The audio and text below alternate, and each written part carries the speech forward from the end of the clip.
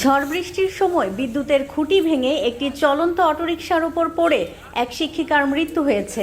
মঙ্গলবার বিকেলে গাজীপুরের কালীগঞ্জ উপজেলার টঙ্গী কালীগঞ্জ আঞ্চলিক মহাসড়কের শিমুলিয়া এলাকায় এ দুর্ঘটনা ঘটে। নিহত শারমিন ফেরদৌস একজন প্রাথমিক বিদ্যালয়ের সহকারী শিক্ষিকা ছিলেন। এ ঘটনায় অটোরিকশায় থাকা তন্ময় কিশোর ও পূজারানী দেবনাথ গুরুতর আহত হন। স্থানীয়রা তাকে উদ্ধার করে হাসপাতালে পাঠান। প্রত্যক্ষদর্শীরা জানান, ঝড়ের সময় হঠাৎ বিদ্যুতের লাইন ছিঁড়ে যায় এবং একের পর এক প্রায় 17টি খুঁটি সড়কের ওপর ভেঙে পড়ে। এ সময় সড়কে বিদ্যুৎ সংযোগ চালু ছিল বলে অভিযোগ পাওয়া গেছে। দুইজন মারা গেছে। ওটা আমরা জানি না কোন এলাকা। আচ্ছা, আর ওটা জানেন না কোথাকার? না। তাহলে ওই মানে এই শিউলি বেগমই জানেন, আরেকজন যে মারা গেছে হাসপাতালে জানেন না? না, এটা কোন এলাকা আমরা জানি না। শিউলি বেগম তো আমাদের উনি কিসে ছিল?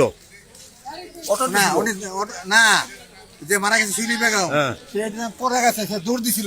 দুর্ঘটনার পর সড়কে যান চলাচল বন্ধ হয়ে যায় এবং দীর্ঘ যানজটের সৃষ্টি হয়।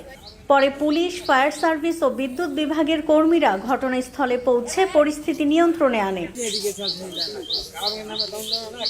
স্থানীয়দের অভিযোগ, নিম্নমানের কাজ ও ঠিকাদারি প্রতিষ্ঠানের গাফিলতির কারণেই এ দুর্ঘটনা ঘটেছে।